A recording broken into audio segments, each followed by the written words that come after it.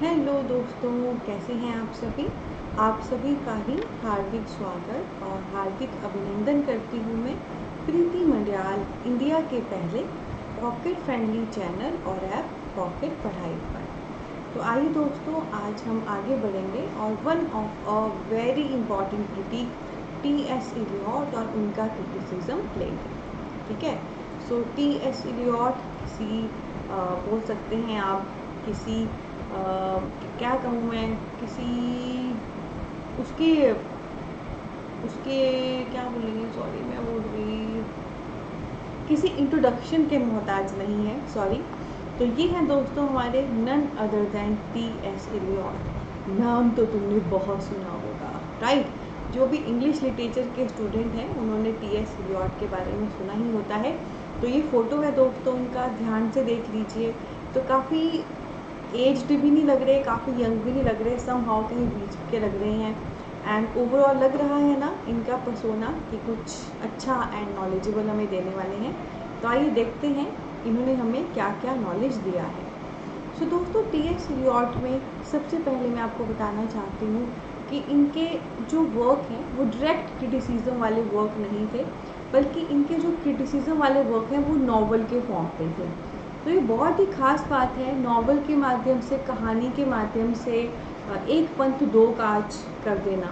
तो इनके जो हैं बेसिकली क्रिटिकल नॉवल मौजूद है। क्रिटिकल नॉवल कहने का मतलब जिसमें आपको क्रिटिसिज्म भी देखने को मिलेगा और जैसे एक नॉवल में काइंड ऑफ स्टोरी होती है वो भी देखने को मिलेगी। और इनके दो वैसे वर्क हैं, एक है the sacred woods, one of a important work by T S. Eliot, और एक है होमेज टू जॉन ड्राइटन। ठीक है, कौन कौन से क्रिटिसिज्म वाले वर्क हैं टी.एस. इलियट के? Sacred woods and homage to John Dryden. तो आइए सबसे पहले अपनी निंजा टेक्निक अपनाते हैं, इनको गुनगुनाते हैं और दिमाग में बिठाते हैं। Sacred woods, sacred woods, sacred woods, sacred woods, sacred woods, homage to John Dryden, homage to John Dryden, homage to John Dryden, homage to John Dryden. तो ये है दोस्तों टी.एस. इलियट के क्रिटिकल नॉवेल, यानी कि क्रिटिसिज्म भी है और नॉवल वाली स्टोरी भी है। इसके बाद दोस्तों आगे कुछ खास बात मैं आपसे शेयर करना चाहूँगी कि कैसे टी.एस. इलियट ने हमें बताया कि जो भी क्रिटिक होते हैं, जो भी क्रिटिसिज्म करते हैं, उनकी क्या अप्रोच रहनी चाहिए, उनका क्या ऑब्जेक्टिव, क्या मकसद होना चाहिए। यानी कि जब कभी एक क्रिटिक को क्रिटिसिज्म देना है, वो क्रिटिसिज्म देती बार क्या चीज़ें अपने माइंड में रखे, क्या सोच अपने माइंड में रखे। तो दो चीज़ें जो हैं यहाँ पर उन्होंने एक क्रिटिक में बताई थी। सबसे पहले कहा था कि उसमें highly developed sense of fact होना चाहिए, और दूसरा उसने कहा था should use comparison and analysis. तो ये दो पॉइंट उसने कहे थे जो क्रिटिक में होने बड़े ज़रूरी हैं। जो पहला पॉइंट है highly developed sense of fact, इसका मतलब है कि फैक्ट को लेकर, फिगर को लेकर, तथ्य को लेकर उसकी सेंस, उसका दिमाग बहुत डेवलप होना चाहिए। एक क्रिटिक ऐसा ना हो कि कुछ भी सामने आया उस पर वो भरोसा कर ले, वो आगे बढ़ जाए, बल्कि क्रिटिक ऐसा हो जो प्रॉपर लॉजिक लगाए, प्रॉपर फैक्ट देखे, तथ्य देखे, फिर अपनी बात कहे। ठीक है, इससे उसका काम जो है अच्छा होके निकलेगा। दूसरा उसने कहा क्रिटिक बेहतर होगी जो कंपैरिजन करना जाने और एनालिसिस प्रॉपर करना जाने। यानी कि जब कभी आपके सामने कोई वर्क आया है, आप उसे क्रिटिसिज्म उसके बारे में दे रहे हो, तो ऐसा नहीं कि उस पर ही फोकस किया, उस पर ही जो आपको लगा बता दिया, बल्कि वैसा ही वर्क अगर कोई और है तो आपस में कंपेयर करें, फिर चीज़ों को प्रॉपर एनालाइज करें। जब आप ऐसे करते हो तो आपका वर्क और भी निखर के सामने आता है। ठीक है, तो सिंपल जो वर्क आपके सामने है उस पर क्रिटिसिज्म अगर दोगे तो मे बी आप कुछ पॉइंट स्किप कर जाओ, मे बी आप अपना उतना बेस्ट ना दे पाओ। पर अगर उसी वर्क के समानांतर वैसा कोई और वर्क है उसी जॉनर का, उसी राइटर का, मिलता जुलता, वो कंपेयर करके जब आप आगे बढ़ोगे, समय तो लगेगा आपके मेहनत में, पर आपका जो वर्क है वो बहुत अच्छा निकल के आएगा, आपका क्रिटिसिज्म बहुत अच्छा निकल के आएगा। ठीक है, तो ये दो अप्रोच टी.एस. इलियट ने क्रिटिक में बोली थी। पहला, उनमें जो सेंस ऑफ फैक्ट है मजबूत होना चाहिए, लॉजिक लगाकर, फैक्ट लगाकर, तथ्यों के साथ एक जो है क्रिटिक काम करे, और दूसरा प्रॉपर उसमें कंपैरिजन करने की, एनालिसिस करने की उसमें कैपेसिटी होनी चाहिए, मेहनत करने का जज्बा होना चाहिए। उसके बाद दोस्तों आगे मैं आपको बताना चाहती हूँ one of a important fact. T S. Eliot ने हमें एक इम्पर्सनैलिटी का कॉन्सेप्ट दिया था पोइट्री को लेकर, ठीक है, ये मैं आपको बताना चाहती हूँ। जैसे मैथ्यू एर्नोल्ड से टच स्टोन जुड़ा है, कीट्स से जुड़ा है ब्यूटी का पोएट, वर्ड्सवर्थ से जुड़ा है नेचर का पोएट, वैसे ही ये इम्पर्सनैलिटी का कॉन्सेप्ट है जो जुड़ा है टी.एस. इलियट से, इम्पर्सनैलिटी का कॉन्सेप्ट, ठीक है। इम्पर्सनैलिटी का मतलब पता है क्या है? जैसे पर्सनैलिटी हो गया पर्सनल, जब आप किसी से जुड़े हुए हो। इम्पर्सनैलिटी होता है पर्सनल का ठीक अपोजिट, जब आप किसी से नहीं जुड़े हुए हो, वो एक आप एक सेपरेशन की बात करते हो, चीज़ें अलग अलग है वो बात करते हो। सो टी.एस. इलियट ने दोस्तों हमें कहा था कि जो पोएट है और जो पोयम है ये दोनों सेपरेट चीज़ें हैं, ठीक है। कौन कौन सी? जो पोएट यानी कि आपका कवि है, और जो पोयम उसकी जो कविता है, वो दोनों सेपरेट चीज़ें हैं। जैसे हम क्या करते हैं, जनरली हमारे सामने कोई वर्क आए ना, तो उस वर्क पे आने से पहले उसका जो राइटर है उसके बारे में ज़्यादा जांच पड़ताल करने शुरू कर देते हैं, फिर राइटर को माइंड में रखते हुए उसके वर्क के बारे में हम अपना क्रिटिसिज्म देते हैं। तो टी.एस. इलियट ने कहा भाई जो तुम्हारे सामने वर्क है तुम उस पर फोकस करो, ठीक है, वर्क का जो राइटर है उस पर फोकस ना करो, क्योंकि राइटर और वर्क दोनों अलग अलग चीज़ें हैं। These are two separate thing. माना चाहे राइटर ने वर्क लिखा है, पर 100% वर्क जो है राइटर से उस हिसाब से नहीं जुड़ा हुआ है, और वर्क से पहले अगर आप राइटर को दिमाग में लेके चलोगे, आपस में हमेशा लिंक करके चलोगे, तो आप जस्टिफाई वर्क नहीं कर सकते, ठीक है। तो टी.एस. इलियट ने ये दिया है इम्पर्सनैलिटी ऑफ पोइट्री, यानी कि कैसे पोएट अपने वर्क, अपनी पोइट्री से डिफरेंट है। पोएट अलग है, जो राइटर है वो अलग है, और पोइट्री अलग है, जो उसने कविता लिखी है वो अलग है। और उसने 2 पॉइंट्स हमें और भी कंसीडर किए। पहला, कैसे रिलेशन होता है पोयम का ऑथर के साथ, और कैसे ऑथर का रिलेशन होता है पास्ट के साथ, ठीक है।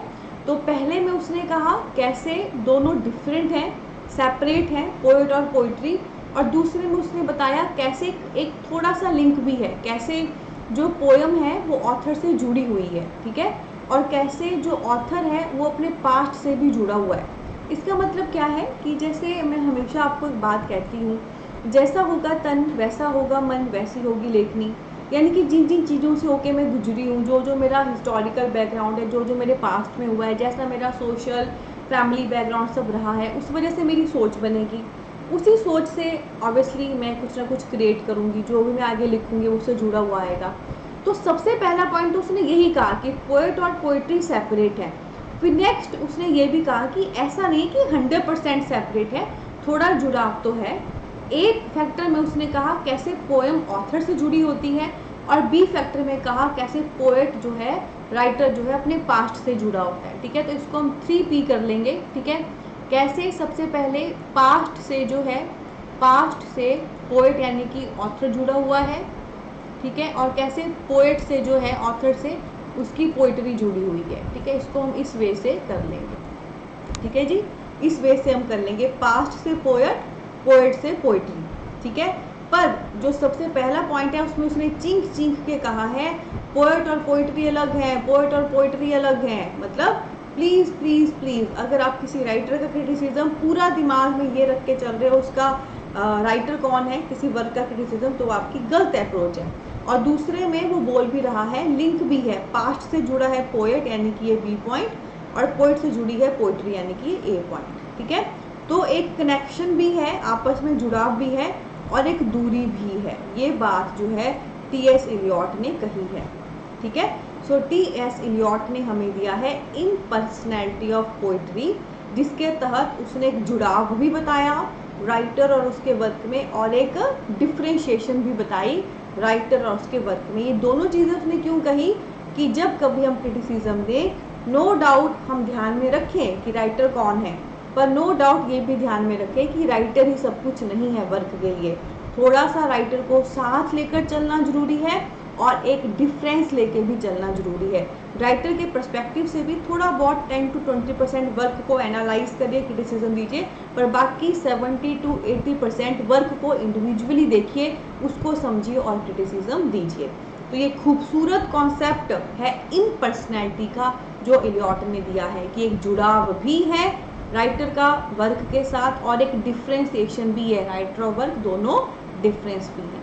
ठीक है, ये आपने ध्यान रखना है। इससे बस हमको एक रेशियो पता लग गई है कि अगर दोनों डिफरेंट हैं तो आपने कभी भी 100 में से 100% जो है राइटर को लेके नहीं चलना है जब आप किसी वर्क को क्रिटिसिज्म दे रहे हो, और एक जुड़ाव भी है तो 20% आप राइटर या पोएट को लेके चलो और 80% आप जो है वर्क को इंडिविजुअल लेवल पे देखो। इससे आप अपने क्रिटिसिज्म के साथ जस्टिफाई कर पाएंगे, जो आपका वर्क है उसका बेहतरीन क्रिटिसिज्म दे पाएंगे। उसके बाद दोस्तों आगे मैं आपको बताना चाहती हूँ, इसके अलावा कुछ और कॉन्सेप्ट भी टी.एस. इलियट ने दिए थे, वो कौन कौन से हैं। तो काइंड ऑफ वर्क है, ये कॉन्सेप्ट है। एक तो उन्होंने हैमलेट एंड हिज प्रॉब्लम दिया था, और ये था उनका बेसिकली ऑब्जेक्टिव कोरिलेटिव करके वर्क था। तो आपने हैमलेट वर्क सुना होगा दोस्तों, बहुत ही पॉपुलर वर्क है शेक्सपियर का, इसमें भूत होता है हैमलेट। तो नॉर्मल सब लोगों ने ना हैमलेट की बड़ी प्रशंसा की है, ये वर्क बहुत अच्छा है, इसमें ये अच्छा, उसमें वो अच्छा। पर टी.एस. इलियट का वर्क था हैमलेट एंड हिज प्रॉब्लम, जिसमें उसने ऑब्जेक्टिव को रिलेटिव करके पर्सपेक्टिव दिया।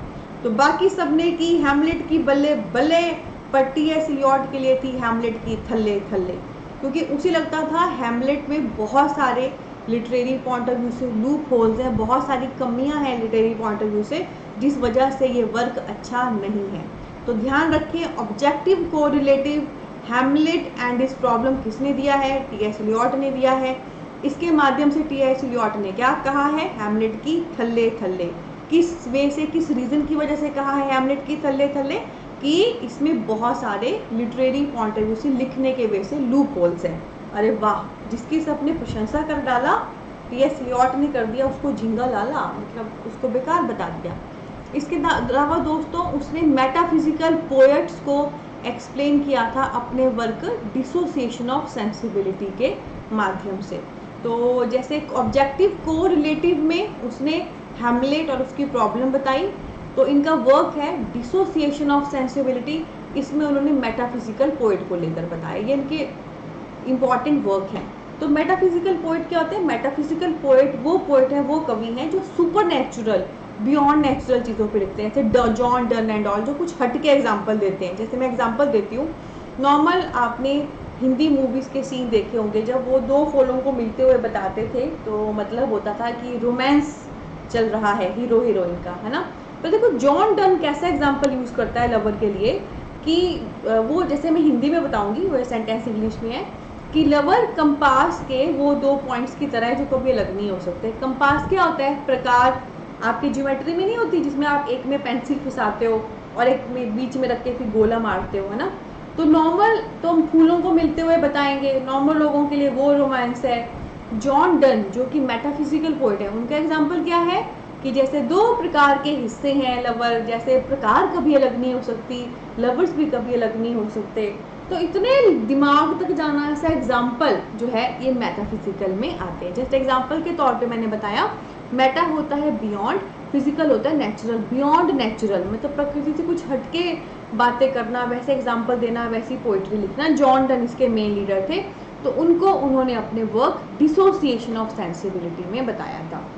ठीक है, ऑब्जेक्टिव कोरिलेटिव में की हैमलेट की थल्ले थल्ले, और डिसोसिएशन ऑफ सेंसिबिलिटी में उन्होंने मेटाफिजिकल पोएट को लेकर बताया। You should know the work of T S. Eliot, you should know T S. Eliot ने उसमें बताया क्या है। इसके अलावा दोस्तों कुछ खास बातें मैं यहाँ पर टी.एस. इलियट को लेकर आपको बताना चाहती हूँ। तो एक तो ना टी.एस. इलियट ने खुद को क्लासिस्ट कहा था लिटरेचर का, ये बहुत ही खास बात है। क्लासिस्ट कहा था लिटरेचर का। क्लासिस्ट क्या होता है? जो क्लासिकल यानी कि ट्रेडिशनल वे ऑफ राइटिंग को सपोर्ट करे। जो भी हमारे सारे पुराने वर्क हैं, महान राइटर हैं होमर, डांटे एंड ऑल, तो उन्होंने जो लिटरेचर लिखा है, कैसा उन्होंने फॉलो किया है, तो वो टी.एस. इलियट को भी पसंद था। तो टी.एस. इलियट खुद को कहते हैं लिटरेचर के क्लासिस्ट की। मैं साहित्य का क्लासिस्ट हूँ, मैं लिटरेचर में बेस्ट कहता हूँ, थम्स अप देता हूँ सभी क्लासिस्ट को, सभी क्लासिज्म पुराने राइटिंग स्टाइल को। इसके अलावा दोस्तों अगर मैं क्रिटिक की बात करूँ, मॉडल क्रिटिक की बात करूँ, तो टी.एस. इलियट को बेहद पसंद थे एरिस्टोटल। जो एरिस्टोटल एज अ क्रिटिक है, एरिस्टोटल ने एज अ क्रिटिक जो भी क्रिटिसिज्म हमें दिया है, जो भी बताया है, वही सेम ऑलमोस्ट टी.एस. इलियट ने भी फॉलो किया है। तो रोल मॉडल टी.एस. इलियट के एरिस्टोटल हैं, ठीक है। इसके अलावा दोस्तों खास एक बात है, डाइडेक्टिज्म के खिलाफ थे टी.एस. इलियट, ठीक है। डाइडेक्टिज्म ये भी एक कॉन्सेप्ट है, लिटरेरी कॉन्सेप्ट है, इसके खिलाफ थे। तो क्या है डाइडेक्टिज्म, क्या होता है, क्या आप जानना चाहते हैं? तो ये आज के लिए आपको घर के लिए प्रश्न है, इसको गूगल करिएगा, बताइएगा और कमेंट बॉक्स पे मुझे बताइए कि डाइडेक्टिज्म से आपको क्या समझ आया है। सो दोस्तों ये था सारा हमारा टी.एस. इलियट, ठीक है जी।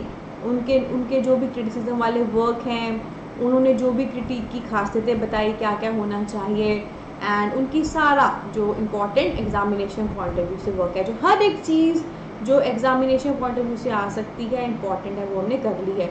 सो कैसा लगा दोस्तों आपको सेशन? अच्छा लगा तो सेशन को जरूर थम्स अप दें, प्यार दें एंड शेयर करें उन सबके साथ जो ऐसे ही हंसते हंसते कर जाए, पढ़ाई के रास्ते टेक्निक की तरफ पढ़ना चाहते हैं। और क्या आप भी ऐसे कंप्लीट इंग्लिश एनटीए करना चाहते हैं? तो आज ही दोस्तों डाउनलोड करिए इंडिया का सबसे पहला पॉकेट फ्रेंडली पॉकेट पढ़ाई ऐप, जो लिंक है नीचे वीडियो के डिस्क्रिप्शन में दिया गया है। यहाँ पर कंप्लीट इंग्लिश एनटीए पेपर 2 मौजूद है मात्र 2499 पे, मात्र 2499 पे कंप्लीट इंग्लिश एनटीए का पेपर मौजूद है। वैलिडिटी कोर्स की 1 साल की है, ठीक है जी। और साथ में तुम खुद सोच लो, ओनली 200 आप पे कर रहे हैं इस कोर्स के लिए। ये कंप्लीट कोर्स है, complete study material, complete MCQs, unit wise proper lecture, PYQs, mock test, test series, practice paper, सब कुछ आपको मिलेगा। इसके ऊपर कुछ भी नहीं है, वो एश्योर करेगा आपके नेट विजयरा विद फर्स्ट अटैम्प्ट को, ठीक है।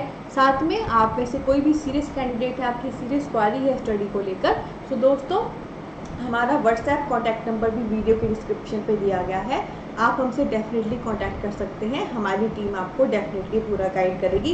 पर ध्यान रखें, सीरियस एस्पायरेंट है स्टडी को लेकर तो कांटेक्ट करें। समय आपका भी कीमती है दोस्तों, समय हमारा भी कीमती है।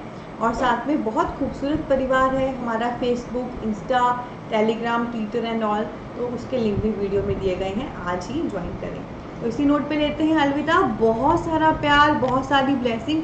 आई होप टी.एस. इलियट आपको समझ आ गया है, उनके वर्क, उनकी फिलॉसफी, वो क्या चाहते थे, क्या आपको बताना चाहते थे, वो आपको सब समझ आ गया है, ठीक है। बहुत सारा प्यार, बहुत सारी ब्लेसिंग। मिलेंगे एक और ऑसम ब्लॉसम सेशन के साथ आपके अपने पॉकेट पढ़ाई चैनल और ऐप पर। टेक केयर, बहुत सारा प्यार।